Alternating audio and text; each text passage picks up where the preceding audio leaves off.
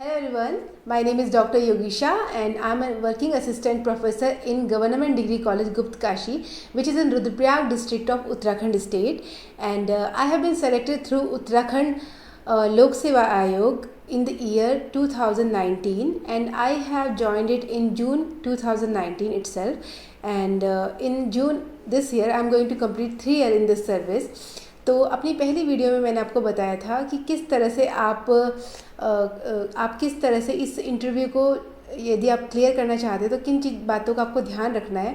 But इस video में मैं आपको बताने वाली हूँ कि यदि आप एक असिस्टेंट प्रोफेसर बनना चाहते हैं तो आपको कौन कौन सी बातों का ख्याल रखना चाहिए। और मैं क्योंकि इंग्लिश सब्जेक्ट की टीचर हूँ तो इसी वजह से मैं आपको मेन फोकस मेरा इंग्लिश पर ही है। तो आई होप कि ये वीडियो उन लोगों के लिए बहुत ही अच्छी कामगार साबित हो सके जो इंग्लिश में अपना करियर हायर एजुकेशन में बनाना चाहते हैं। ओके, तो before I started, I will be dealing with the books. I have referred the books I have read before the interview, and I am going to tell you about the thing that I have personally followed before the interview to boost my confidence, to boost my personality before the interview. Okay, so start करते हैं कि कौन कौन सी बातें आपको याद रखनी चाहिए जब आप इस इंटरव्यू के लिए जा रहे होंगे। स्पेशली इंग्लिश स्टूडेंट्स को मैं कह रही हूँ यहाँ पर।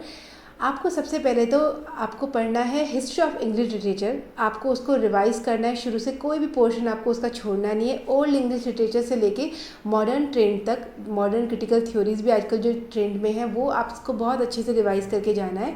और किसी भी जो आपने देखना है कि कौन कौन से पीरियड्स है जिसमें बहुत ज़्यादा लिटरेरी कॉर्पस था, बहुत ज़्यादा लिटरेचर पे काम हुआ है, वो सभी आपको बहुत ज़्यादा ध्यान में रखने हैं।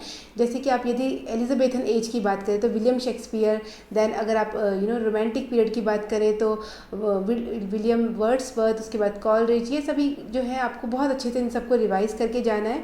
मुझसे भी बहुत सारे क्वेश्चंस पूछे गए थे जब, तो मुझसे पॉलिटिक्स के बारे में पूछा गया था जो कि एरिस्टोटल के द्वारा लिखी गई है। मुझसे थ्योरी ऑफ ट्रेजेडी जो कि एरिस्टोटल ने जब दी थी उसके बारे में मुझसे पूछा गया था। तो ये सभी क्वेश्चन मुझसे पूछे गए थे। और विलियम वर्ड्सवर्थ की जो थ्योरी ऑफ पोइट्री है वो उन्होंने डेफिनेशन उसकी दी है, वो मुझसे पूछी गई थी। तो ये कुछ ऐसी चीज़ें जो आप कभी भी स्किप नहीं कर सकते और आपको इनको पढ़कर जाना ही है और बार बार रिवाइज़ करना है ताकि वो आपको वहाँ पर कोई भी डिफ़िकल्टी ना हो। यदि आप नहीं इनको जानेंगे और आप वहाँ पर आप वहाँ पर कुछ भी बोलेंगे, will beat around the bush, तो वो एक बहुत ही गलत इंप्रेशन आपके इंटरव्यूअर्स पर डालने वाला है जो कि सही नहीं है बिल्कुल भी। उसके बाद मैं आपको बताऊँगी कि किस तरह से कौन कौन सी बुक्स मैंने रेफ़र की थी। तो आप सबसे पहले देखिए, आप देखेंगे एम.एच. अब्राहम की बुक है ग्लॉसरी ऑफ लिटरेरी टर्म्स। वो बुक मैं आपको इसलिए बोल रही हूँ क्योंकि वो बुक सभी क्रिटिकल टर्म्स को बहुत अच्छे से बताती है। शॉर्ट में दिया हुआ है लेकिन वो शॉर्ट में ही बहुत कुछ अच्छे से वो रिवाइज़ कराते हैं और आप उनको अगर पढ़ के जाएंगे तो आपके लिए बहुत बेनिफिशियल वो होगा। इसके साथ ही मैं आपको रेफ़र करूँगी डेविड डैचेस की जो है critical history of English literature, वो आपको पढ़नी चाहिए। 2 बुक्स में, 2 वॉल्यूम में ये बुक है, ये आपको मैं रेफ़र करूँगी, आप पढ़ के जा सकते हैं।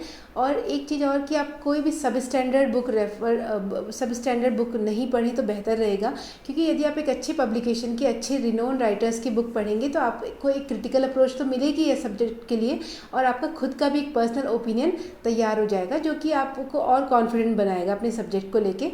And confident with everything. यदि आप जानते भी हैं और आप नहीं बोल पा रहे तो वो एक बहुत ही गलत इंप्रेशन आपके एग्जामिनर्स पर इंटरव्यूअर्स पर डाल सकता है। तो आपको पहले अपनी नॉलेज को बहुत क्लियर करना बहुत अच्छे से ज़रूरी है कि अपना बेस अच्छे से रेडी कर लें। ओके, उसके बाद मैं आपको डील करूँगी डूज़ एंड डू नॉट्स पर कि किस तरह से क्या क्या चीज़ें आपको करनी चाहिए और क्या क्या चीज़ें आपको नहीं करनी चाहिए। तो जो डूज़ हैं जो आपको करने चाहिए वो है कि आप सबसे पहले तो अपने सब्जेक्ट का जो मास्टर्स में आपने पढ़ा है उसको रिवाइज़ करें, बहुत अच्छे से उसको रिवाइज़ करें। आप ग्रेजुएशन में जो पढ़ा है वो भी रिवाइज़ कर सकते हैं। उसके बाद आप जाइए सबसे पहले अपने बेस पर, आपकी बेसिक चीज़ें जो हैं उनको आप रिवाइज़ कीजिए। यदि मैं इंग्लिश की बात करूँ तो ग्रामर को भी आप इग्नोर नहीं कर सकते। ग्रामर में भी आपसे काफ़ी कुछ पूछा जा सकता है। इनफैक्ट वो आपसे ये भी पूछ सकते हैं कि what kind of noun is table, what are personal pronouns. Okay, they can ask you tell us about proverbs. Okay, tell us about 5 proverbs and make sentences out of them. Okay, और वहाँ पे वो आपको क्योंकि teaching भी कराने वाला है तो आप टीचिंग की प्रैक्टिस बहुत ज़्यादा कीजिए। आप अपने घर में यदि हैं तो अपने फैमिली को बिठाकर, अपने और भी जो हो लोग उनको बिठाकर आप उनको कुछ टॉपिक बढ़ा सकते हैं, क्योंकि इससे आपका कॉन्फिडेंस तो बूस्ट हो गई और आपको बहुत अच्छी तैयारी इंटरव्यू के दिन तक आपकी हो जाएगी। ओके, उसके साथ ही आप जैसे मैंने बताया कि अच्छी बुक्स को रेफ़र कीजिए, मतलब कोई भी सब स्टैंडर्ड पब्लिकेशन आप मत चूज़ कीजिए। जैसे मैं खुद की यदि बात करूँ तो मैंने नॉर्टन क्रिटिकल एडिशन की बुक्स अपने लिए रेफ़र की थी। वो मैंने मास्टर्स के टाइम से पढ़ी है, क्योंकि वो बुक्स में एक आपको अच्छा क्रिटिकल, मेरे पास एक द टेम्पेस्ट का क्रिटिकल एडिशन भी यहाँ पर है नॉर्टन का। इसके साथ ही मैंने वर्ड्सवर्थ से भी रिलेटेड ये बुक ली थी। तो इसमें आपको हर सब्जेक्ट और ऑथर से रिलेटेड नॉर्टन क्रिटिकल सीरीज़ आपको मिल जाएंगी। थोड़ी कॉस्टली बुक्स हैं लेकिन बहुत ही अच्छी बुक्स हैं, आपका एक बहुत अच्छा बेस और बहुत कॉन्फिडेंस वाइज आपका बहुत हेल्प करेंगी। ओके, तो ये आप कर सकते हैं। और डोंट्स में जो है वो ये है कि प्रैक्टिस आप ज़रूर कीजिए। ओके, प्रैक्टिस करना बहुत ज़रूरी है। यदि आप सिर्फ रिवीजन कर रहे हैं, प्रैक्टिस नहीं कर रहे, आप टीचिंग की प्रैक्टिस नहीं कर रहे, आप बोलने की प्रैक्टिस नहीं कर रहे, तो वो चीज़ें कि आपके लिए बहुत ही फैटल साबित हो सकती है इंटरव्यू वाले दिन। और उसके साथ ही आप, जैसे मैंने आपको बताया कि आप कोई गाइड वगैरह या कोई सब स्टैंडर्ड बुक्स मत पढ़िए, अच्छी बुक्स पढ़िए, क्योंकि आप हायर एजुकेशन में जाने वाले हैं। तो एक अच्छा आपका बेस तैयार हो जाना चाहिए, क्योंकि आप एक अच्छी नॉलेज आपके पास नहीं होगी तो वो कॉन्फिडेंस डेवलप हो ही नहीं पाएगा कभी। तो अच्छी बुक्स पढ़िए आप, जिससे कि मैंने बताया वो आप कर सकते हैं तैयार अपने।